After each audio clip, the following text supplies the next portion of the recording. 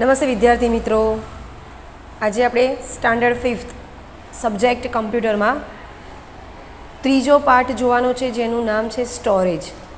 Storage એટલે બાળ મિત્રો સંગ્રહ કરવો. આપણે ઘરે 12 મહિનાનું અનાજ, મરી મસાલા આ બધું સ્ટોરેજ કરીએ છીએ, એટલે કે સંગ્રહ કરીએ છીએ, તેમ કમ્પ્યુટર પણ પોતાની અંદર કેટલી બધી વસ્તુઓ સંગ્રહ કરે છે તે તમને ખબર છે? તો ચાલો આપણે આપણા પાઠમાં જોવાનું છે કે તે શું શું વસ્તુઓની સ્ટોરેજ કરે છે. ડેટા, પ્રોગ્રામ અને માહિતીનો સંગ્રહ એ કમ્પ્યુટરના અતિ મહત્ત્વના કાર્યોમાંનું એક કાર્ય છે. ડેટા, પ્રોગ્રામ અને માહિતીનો સંગ્રહ કરવો તે કમ્પ્યુટરનું અતિ મહત્ત્વનું કાર્ય ગણાય છે. કમ્પ્યુટર તેની મેમરીમાં ઘણા મોટા જથ્થામાં ડેટાનો સંગ્રહ કરે છે. તેના સંગ્રહ કરવાની કોઈ લિમિટેશન હોતી નથી. કમ્પ્યુટર ઘણા બધા મોટાનો જથ્થાનો તે સંગ્રહ કરે છે. આ ડેટા લખાણ, ચિત્ર, ધ્વનિના રૂપમાં પણ હોઈ શકે. એટલે કે ડેટામાં લખાણ પણ હોઈ શકે બાળકો, ચિત્ર પણ હોઈ શકે, આપણે જેને કહીએ છીએ રેકોર્ડિંગ એટલે કે અવાજ, જેને અહીંયા નામ આપ્યું છે ધ્વનિ. તો એ કોઈ પણ રૂપમાં હોય તેનો સંગ્રહ કમ્પ્યુટર કરી શકે છે. તમે ઈચ્છો ત્યારે આ સંગ્રહ કરેલા ડેટાનો તમે તેમાંથી ઉપયોગ કરી શકો છો. આપણે કોઈ મ્યુઝિક હોય, કોઈ વિડીયો હોય, કોઈ લખાણ હોય, કોઈ ચિત્ર હોય, તો એવું બધું જે આપણે કમ્પ્યુટરમાં સંગ્રહ કરીએ છીએ તેનો આપણે ગમે ત્યારે પણ ઉપયોગ કરી શકીએ છીએ. એમાં એ વસ્તુ સંગ્રહાયેલી પડી રહે છે. હવે જુઓ, કમ્પ્યુટરમાં 2 પ્રકારના સંગ્રહ સ્થાન છે. હવે એ જે 2 પ્રકારને સંગ્રહ છે એને 2 પ્રકારની મેમરી કહેવાય. એ જે સંગ્રહે છે કમ્પ્યુટર તેને 2 પ્રકારની રીત છે. એક છે પ્રાઇમરી મેમરી અને બીજી છે સેકન્ડરી મેમરી. તો નીચેના નિદર્શન દ્વારા આપણે આ બંને મેમરીને સમજવાની કોશિશ કરીએ. ડેટા જે સંગ્રહાય છે તે 2 પ્રકારના હોય છે. તો પહેલી છે પ્રાઇમરી મેમરી. તો પ્રાઇમરી મેમરીમાં 2 પ્રકારના ભાગ પડે છે. એક છે રેમ અને એક છે રોમ. બીજા પ્રકારની મેમરી છે જેનું નામ છે સેકન્ડરી મેમરી. તેમાં 4 ભાગના રીતે મેમરી સંગ્રહી શકાય છે. એક છે હાર્ડ ડિસ્ક દ્વારા, બીજી છે સીડી દ્વારા, ત્રીજી છે ડીવીડી દ્વારા અને ચોથી છે યુએસબી દ્વારા, એટલે કે ફ્લેશ ડ્રાઈવ દ્વારા. તો આ જોયા આપણે પ્રાઇમરી અને સેકન્ડરી મેમરીના સ્ટોરેજના વિભાગો. હવે આપણે તેની વિગતવાર માહિતી જોઈએ. તો પ્રાઇમરી મેમરી વિશે પહેલાં આપણે થોડીક માહિતી લઈ લઈએ. પ્રાઇમરી મેમરી એને શું કહેવાય? તો મેઇન મેમરી અથવા તો ઇન્ટરનલ મેમરી પણ તેને કહેવાય છે. પ્રાઇમરી મેમરીમાં આપણે જોયા કે 2 પ્રકાર પડે છે. એક છે રેમ અને એક છે રોમ. તો રેમનું ફૂલ ફોર્મ શું છે, એટલે કે ફૂલ નામ શું છે રેમનું? તો random access memory. Random access memory. અને હવે આપણે જોઈએ રેમ એટલે કે રેન્ડમ એક્સેસ મેમરીના વિશે થોડી વધારાની માહિતી. RAM જેનું ફૂલ ફોર્મ છે રેન્ડમ એક્સેસ મેમરી.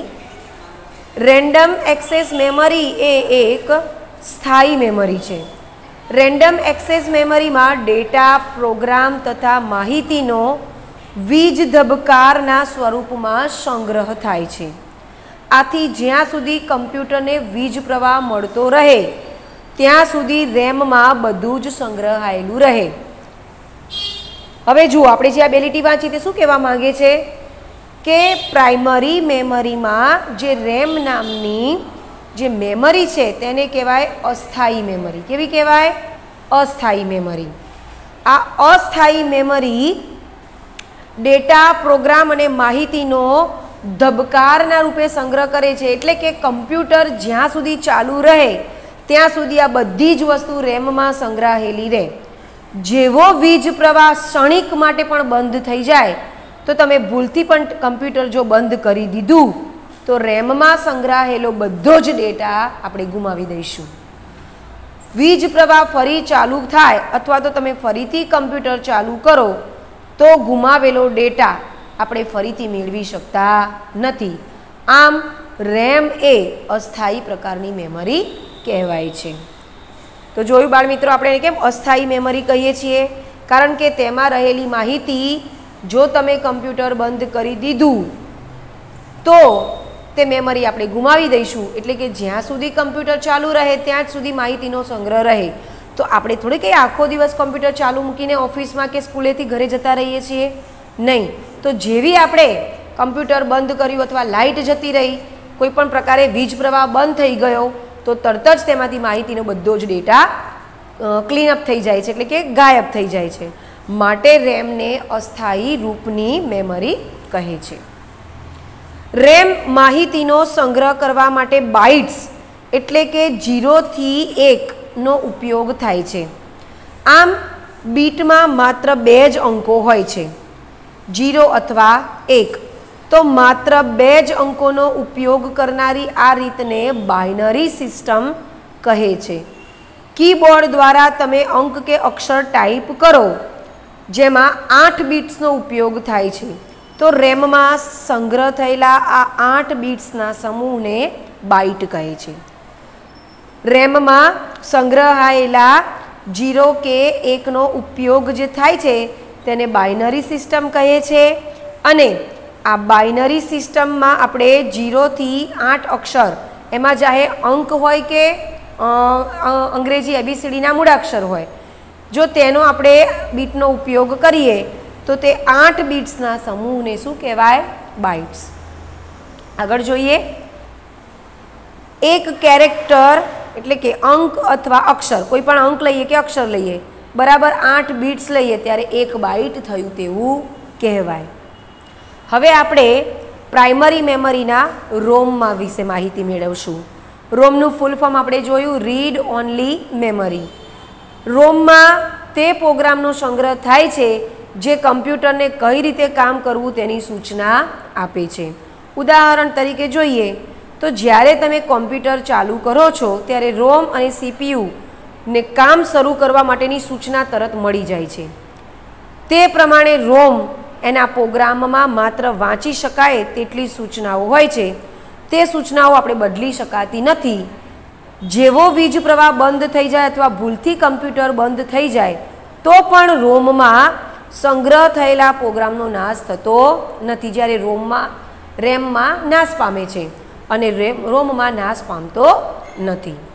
ચાલો સામેના પેજ ઉપર જોઈશું. આપણે સામેના પેજ ઉપર પાના નંબર 15 ઉપર જુઓ. હવે ત્યાં છે સેકન્ડરી મેમરી. આપણે જે સ્ટોરેજમાં 2 મેમરી જોઈ, પ્રાઇમરી મેમરીના 2 અંગો વિશે ભણ્યા. હવે આપણે સેકન્ડરી મેમરી કોને કહેવાય? તો સેકન્ડરી મેમરી એટલે એક્સટર્નલ મેમરી. રોમમાં ડેટા વીજ ધબકારાના રૂપમાં સંગ્રહાય છે. આ ડેટા કમ્પ્યુટરને જ્યાં સુધી વીજ પ્રવાહ મળતો રહે ત્યાં સુધી તે સચવાય છે. જેવો વીજ પ્રવાહ બંધ થઈ જાય એટલે આ બધો ડેટા શું થઈ જાય છે? ભૂસાઈ જાય છે. કેટલાક ડેટા તથા અતિ મહત્વના આ સંગ્રહેલા જે પ્રકારની માહિતી છે તેને સેકન્ડરી માહિતી કહેવાય છે, એટલે કે સેકન્ડરી મેમરીમાં તે સંગ્રહાય છે. સૌથી વધુ વપરાતા 4 એક્સટર્નલ સ્ટોરેજના સાધનો કયા કયા છે? એક્સટર્નલ સ્ટોરેજ એટલે આપણી સેકન્ડરી મેમરી, જેના આપણે હમણાં અંગો ભણ્યા. જેમાં આવતું હતું પહેલું હાર્ડ ડિસ્ક. પ્રાઇમરી મેમરીના 2 અંગો ભણ્યા, રેમ અને રોમ. તો હવે સેકન્ડરી મેમરીનો પહેલું અંગ છે હાર્ડ ડિસ્ક. હાર્ડ ડિસ્ક એ શું છે તેના વિશે આપણે થોડીક માહિતી લઈ લઈએ.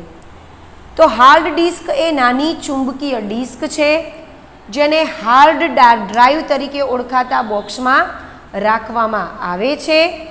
હાર્ડ ડિસ્ક ડ્રાઈવ એટલે કે CPU બોક્સમાં તેને મૂકવામાં આવે છે. કમ્પ્યુટરનું હાર્ડ ડિસ્ક પરનું લખાણ વાંચી પણ શકાય છે અને તેના ઉપર આપણે લખી પણ શકાય છે. હવે અહીંયા જુઓ, તમને એક હાર્ડ ડિસ્ક આપવામાં આવી છે, એટલે કે તમને વિડીયોમાં દેખાતી હશે. તમારા મોબાઈલના સ્ક્રીન ઉપર જુઓ. તો આને કહેવાય, આપણે એક એક અંગ જોઈએ, આને કહેવાય કેસ માઉન્ટિંગ હોલ્સ.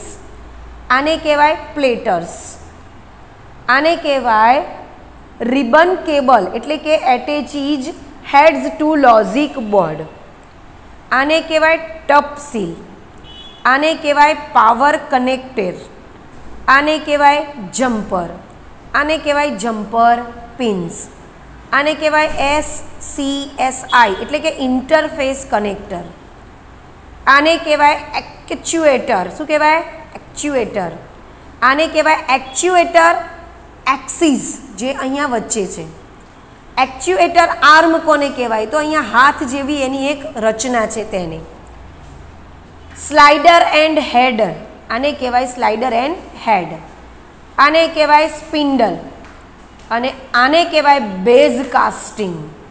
તો આ આપણે જોયું હાર્ડ ડિસ્કની અલગ અલગ રચના, અલગ અલગ અંગો.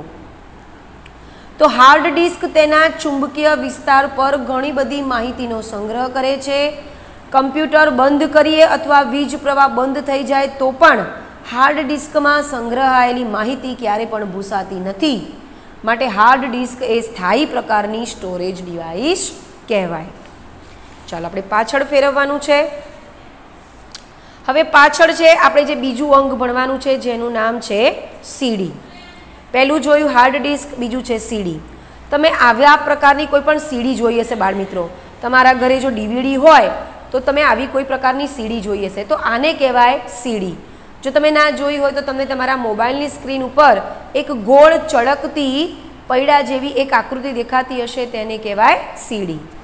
તો સીડી એક એવી નાની ડિસ્ક છે જેને ઓપ્ટિકલ ડ્રાઈવમાં મૂકવામાં આવે છે.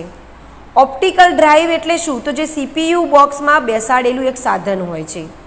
ઓપ્ટિકલ ડ્રાઈવના ઉપયોગ દ્વારા કમ્પ્યુટરમાં સીડીથી વાંચી અને લખી શકાય છે. તો આ જોયો આપણે સીડીનો ઉપયોગ. સીડી એ સ્થાયી સ્ટોરેજ ડિવાઇસ છે. સીડીમાં સંગ્રહ કરેલી માહિતી ક્યારેય ભૂસાતી નથી.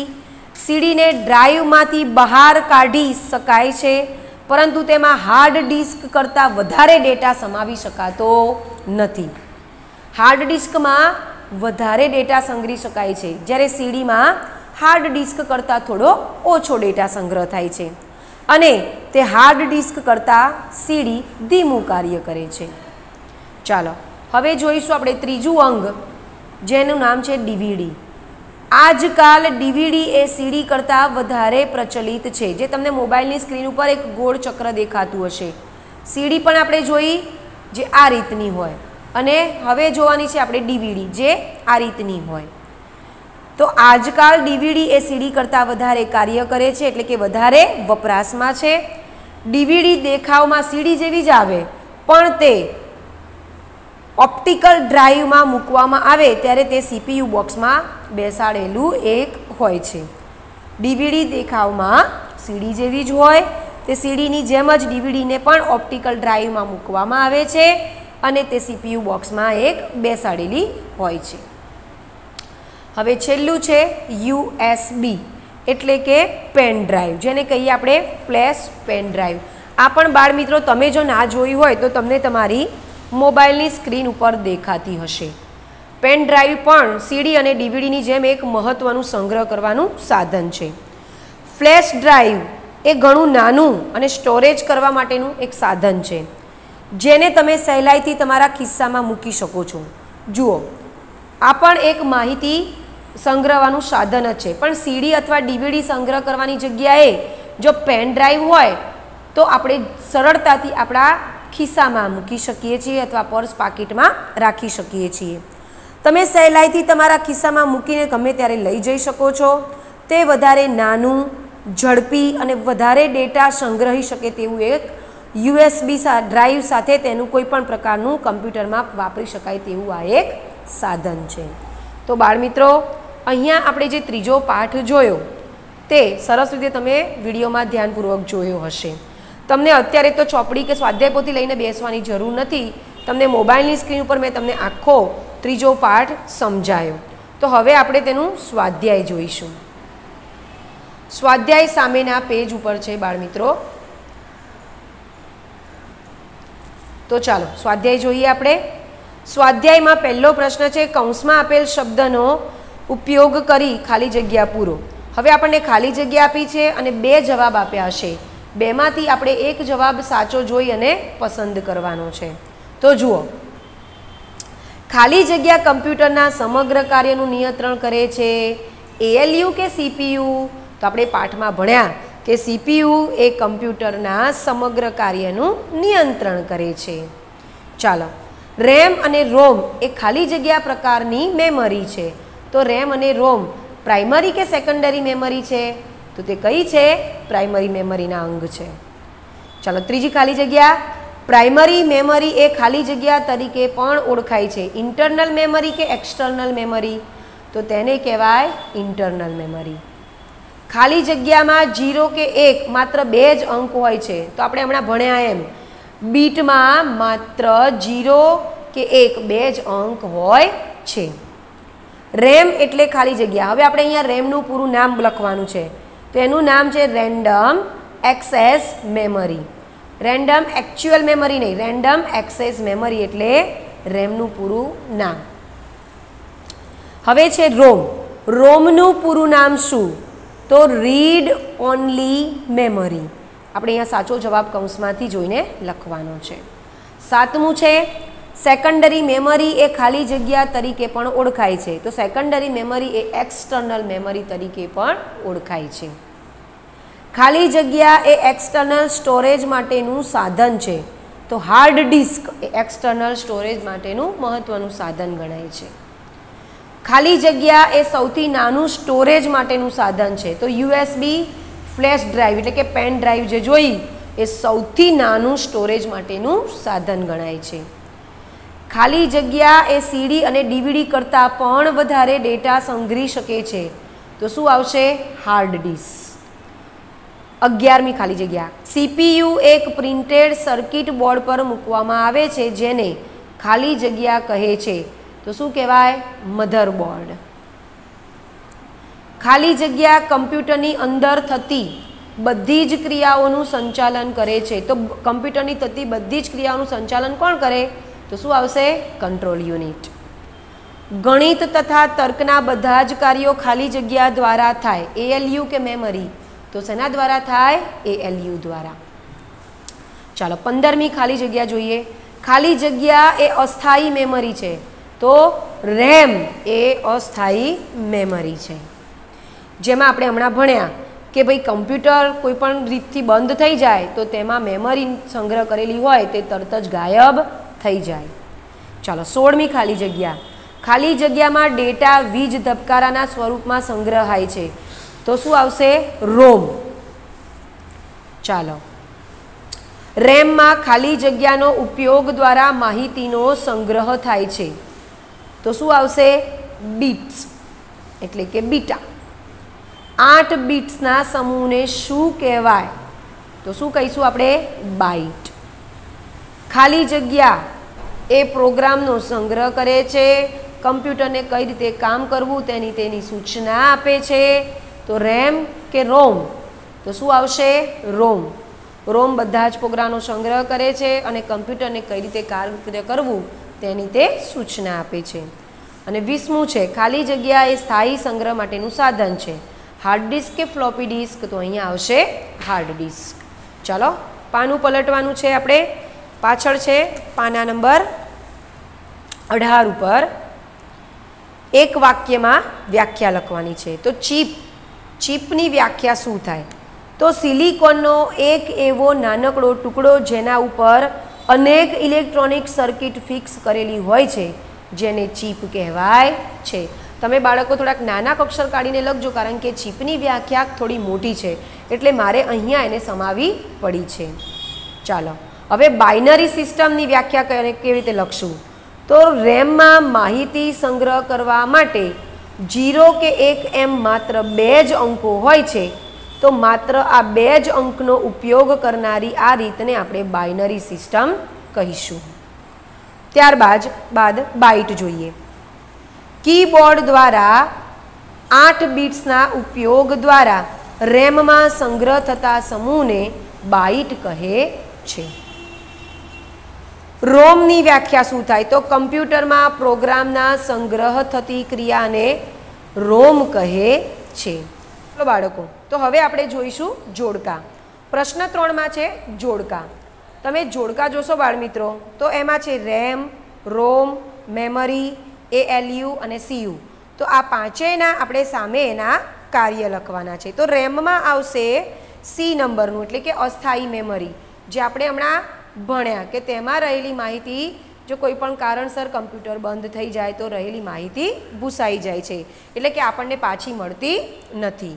રોમ, તો રોમમાં આવશે E, કમ્પ્યુટરને કઈ રીતે કામ કરવું તેની સૂચના આપતો તે પ્રોગ્રામનો સંગ્રહ કરે છે। મેમરી, તો એમાં આવશે A, તો એમાં ડેટા, પ્રોગ્રામ અને દરેક પ્રકારની માહિતીનો સંગ્રહ થાય છે। ALU, એમાં આવશે B, જેમાં ગણિતના અને તર્કના બધા જ કાર્યો થાય છે। અને CUમાં આવશે D, એટલે કે પ્રોસેસ થતાં તે સંગ્રહ કરે છે। હવે આપણે આ જે જોડકા જોયા, રેમમાં C, રોમમાં E, મેમરીમાં A, ALUમાં B અને CUમાં D, તો આ આપણે વિડીયોમાં જોઈ નીચે જોડકા જોડી પછી બધા જ જોડકા નીચે આખા વાક્યમાં આપણે 1, 2, 3, 4 અને 5 વાક્યમાં લખી નાખવાના છે। મેં તમને ખાલી જોડકા બતાવી દીધા છે બાળકો, તમારે નીચે તમારી જાતે જોડવાના છે। હવે છે પ્રશ્ન 4માં, જેમાં આપણે નામ લખવાના છે। તો CPUના કેટલા ઘટકો છે? તો CPUના 3 ઘટકો છે। એક છે કંટ્રોલ યુનિટ, બીજો છે એરિથમેટિક એન્ડ લોજિક યુનિટ અને ત્રીજું છે મેમરી। ચાલો સામેના પેજ ઉપર જુઓ। તો સામેના પેજ ઉપર પાના નંબર 19 ઉપર જોશો બાળકો તમે, તો તેમાં બીજો પ્રશ્ન પૂછાયો છે કે કમ્પ્યુટરના કેટલા પ્રકારના સંગ્રહ સ્થાન છે? તો કમ્પ્યુટરમાં 2 પ્રકારના સંગ્રહ સ્થાન છે, એક પ્રાઇમરી મેમરી અને બીજું છે સેકન્ડરી મેમરી। ચાલો 3 નંબરનો ક્વેશ્ચન છે, પ્રાઇમરી મેમરીના 2 પ્રકાર આપો। તો પ્રાઇમરી મેમરીના 2 અંગ છે, એક છે રેમ, એક છે રોમ। ચોથો પ્રશ્ન, 3 એક્સટર્નલ સ્ટોરેજના સાધનોના નામ આપો। તો 3 એક્સટર્નલ સ્ટોરેજ છે, એક હાર્ડ ડિસ્ક, એક CD અને એક છે DVD। ચાલો હવે છે 5મો પ્રશ્ન, જેમાં છે નીચેના ઘટકોના કાર્ય લખો, એટલે કે કમ્પ્યુટરના આ જે સાધનો છે અંદર જે છે તેમાં આપણે આપણા કાર્ય લખવાના છે। ધારો કે CPU, તો CPU શું કામ કરે છે કમ્પ્યુટરમાં? તો તે સમગ્ર કમ્પ્યુટરના કાર્યનું નિયંત્રણ કરે છે અને તેને કમ્પ્યુટરનું મગજ પણ કહે છે। ALUનું શું કામ છે? તો તે ગણિત તથા તર્કના બધા જ કાર્યો કરે છે અને તે 2 અંકો વચ્ચેની તુલના પણ કરે છે, એટલે કે 2 અંકો વચ્ચેની તે સરખામણી કરે છે। ત્રીજું જોઈએ કંટ્રોલ યુનિટ, તો ઇનપુટ સાધનો પાસેથી તે ડેટા પ્રાપ્ત કરી મેમરીમાં મોકલે છે અને જરૂરી કાર્ય કરવાની સૂચના ALUમાં મોકલી આપે છે। ચોથું છે મેમરી, તો મેમરીનું શું કામ છે? તો તે ડેટા, પ્રોગ્રામ અને માહિતીનો સંગ્રહ કરે છે અને તૈયાર થયેલી માહિતીના ડેટાને ALUમાં મોકલે છે। રોમનું શું કાર્ય છે? તો તે પ્રોગ્રામનો સંગ્રહ કરે છે, કમ્પ્યુટરને કઈ રીતે કાર્ય કરવું તેની તે સૂચના આપે છે। તો જોયું બાળકો, અહીંયા આપણે જે જોયા તે પ્રમાણે આપણે આપણા પાઠ 3નું સ્વાધ્યાય સરસ રીતે પૂર્ણ કરી લેવાનું છે। હવે જો બાળમિત્રો, મારે તમને એક મહત્ત્વની સૂચના આપવી છે। આપણે હમણાં પ્રથમ સત્રના બીજી એકમ કસોટીના જે પેપર લઈ ગયા 5મા ધોરણના બાળકો, તો તમે જે દ્વિતીય પરીક્ષાની જે બીજી પરીક્ષાની એકમ કસોટીના પેપર લઈ ગયા છો તેમાં બીજો અને ત્રીજો બંને પાઠનું પેપર કાઢવામાં આવ્યું છે। ઘણા વાલી મિત્રોને એવી ફરિયાદ છે કે તમને ભાઈ અમારા બાળકોને શેમાંથી પેપર લખાવવું? તો આપણે પેપર બીજા પાઠમાંથી જ કાઢ્યું છે, પણ એને લગતા સવાલો તમને ત્રીજા પાઠના જવાબોમાંથી મળી રહેશે। તો વિડીયો ખૂબ જ ધ્યાનપૂર્વક જોવો અને PDF પ્રમાણેનું હોમવર્ક સ્વાધ્યાય પોથીમાં સરસ રીતે કરી લેવું। તો ચાલો રજા લઈએ, આવજો।